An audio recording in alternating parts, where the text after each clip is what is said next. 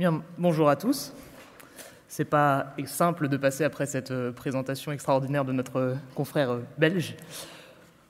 Mon travail à moi était de vous repositionner un petit peu ces recommandations au sein du contexte international pour 3 pathologies, pour écarter un petit peu du contexte des angines.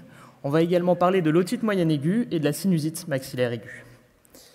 Donc dans un premier temps, voilà l'angine, et on va essayer de replacer ça, comme je vous disais, en international. Pour ça, on a essayé de regarder 4 autres recommandations européennes, 2 recommandations américaines, puisque les Américains ont plusieurs recommandations, souvent pour une pathologie, et puis au Canada. On peut voir qu'il y a des points quand même communs à toutes ces différentes recommandations.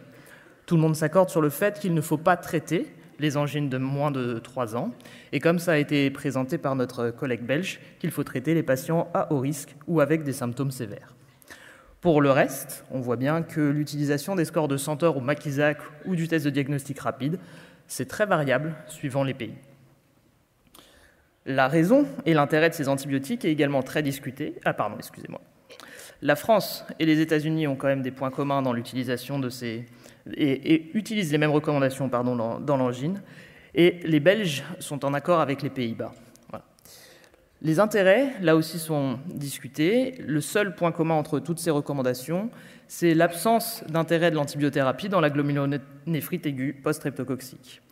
Pour les autres, que ce soit la durée des symptômes, le rhumatisme articulaire aigu, les complications leucorégionales, il y a quand même plus sujet à discussion. Et la contagiosité, seule une recommandation sur 2 américaine dit que l'intérêt serait vraiment limité. Voilà. Les Belges et les Anglais s'accordent. Je ne reviendrai pas sur tout ce qui a été présenté par notre collègue belge sur l'absence, on va dire, d'intérêt des antibiotiques dans ces différentes complications. En l'occurrence, à l'inverse, les États-Unis et le Canada, eux, sont plus en faveur des antibiotiques pour ces différentes complications. Il est quand même un peu difficile de comprendre la variabilité de ces recommandations, étant donné que nous avons tous accès à la même littérature. Et donc, on a été un petit peu regarder sur quoi et sur quels articles se basaient ces recommandations pour dire qu'il y avait un intérêt des antibiotiques. Est-ce que tout le monde se base sur la même chose ou est-ce qu'au contraire, tout le monde se base sur des articles différents? Eh bien, en fait, c'est très, très panaché. On a juste choisi de vous présenter les méta-analyses et les essais contrôlés randomisés. Et on peut voir que le nombre de méta-analyses sur lesquelles les différents pays se reposent et le nombre d'essais est extrêmement variable suivant les pays. 6 méta-analyses différentes sont utilisées dans ces 7 pays. Il y en a une qui fait le plus l'unanimité, entre guillemets, c'est la Cochrane de 2013, avec 4 recommandations sur 7 qui vont l'utiliser. Et puis, côté essais contrôlés randomisés, 16 essais contrôlés randomisés différents. Et il faut bien voir que l'angine, finalement, dans la littérature, c'est assez mal étayé ces dernières années.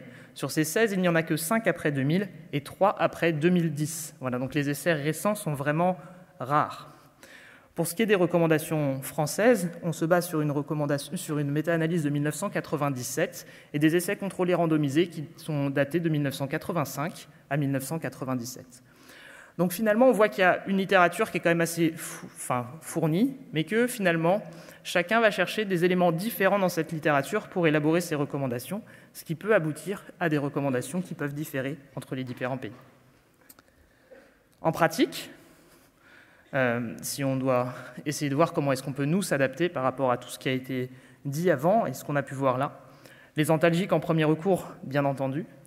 Peut-être que les antibiotiques, voilà, on va les mettre de manière systématique chez les patients à haut risque ou avec des symptômes sévères, mais que chez ces patients-là, comme l'a dit justement notre collègue belge avant, nous pourrions, s'il n'y a pas ces symptômes, ne pas traiter par antibiotiques. Et à ce moment-là, le test de diagnostic rapide préalable, la question va se poser, en effet, de peut-être l'utiliser uniquement chez les patients avec soit des symptômes sévères, soit à haut risque, mais les symptômes sévères, c'est vrai que même s'ils sont sévères et viraux, l'intérêt de l'antibiotique serait discutable. Changeons de pathologie et voyons ce qui se passe au niveau de l'otite moyenne aiguë. Là encore, donc 6 pays pour lesquels on a choisi de vous présenter les différentes recommandations, 5 pays européens et les États-Unis. La première chose, c'est qu'on voit qu'il y a un quasi-accord pour parler de surveillance active. Surveillance active, c'est que je vois l'otite moyenne aiguë, c'est essentiellement chez l'enfant. Je vois l'enfant, je ne prescris pas immédiatement l'antibiotique. je le surveille et je le prescrirai seulement dans 1 à 3 jours suivant les recommandations en fonction de l'évolution des symptômes. 80% des pays européens prônent pour cette surveillance active. L'OMS ou la Finlande prônent, eux, pour une antibiothérapie immédiate. Les États-Unis sont un peu entre deux. On peut faire un peu de surveillance active, mais on peut aussi traiter de manière immédiate. S'il y a la présence d'un critère cité en dessous de cette surveillance active que vous voyez là, c'est qu'à ce moment-là, l'antibiothérapie immédiate est recommandée. Il y a quelque chose qui peut frapper, c'est que nous sommes dans cette présentation-là les seuls à traiter les otites moyennes aiguës chez les enfants de moins de 24 mois de manière systématique. Sur cette diapo-là, les Allemands, les Suisses ou les Luxembourgeois font pareil, mais une majorité de pays traitent uniquement de manière systématique les moins de 6 mois. Cependant, vous avez tous reçu ce mail DGS urgent devant la tension d'approvisionnement en amoxicilline, et il semble, dans ces derniers messages, que nous pouvions nous aligner sur nos pays voisins. L'intensité des symptômes fait toujours l'unanimité parmi tous les pays. Les comorbidités associées et les risques de complications, là, ce n'est pas un accord aussi tranché entre ces différents pays que pour l'angine, comme nous avons vu avant. Je vais vous parler de manière un petit peu plus importante de la recommandation anglaise, puisqu'elle a ce côté un petit peu plus atypique. Les Anglais, eux, vous voyez, il n'y a même pas d'âge pour commencer à traiter. Les Anglais disent « le risque de complications est tellement faible que finalement la balance bénéfice-risque des antibiotiques, elle est discutable, et que même tout petit, on va en parler avec les parents, et qu'on choisira avec les parents si on traite ou non, mais qu'il n'y a pas d'antibiothérapie immédiate de base. » Les États-Unis, eux, c'est un petit peu différent encore, puisqu'ils prônent plutôt pour une antibiothérapie immédiate. Et donc, du coup, on voit que ce sont les seuls à recommander l'antibiothérapie dans l'otite unilatérale. Mais aussi, assez étrangement, ce sont les seuls à ne pas recommander l'antibiothérapie, hormis les Anglais dont on a parlé avant, dans le cadre d'une autoré. Voilà.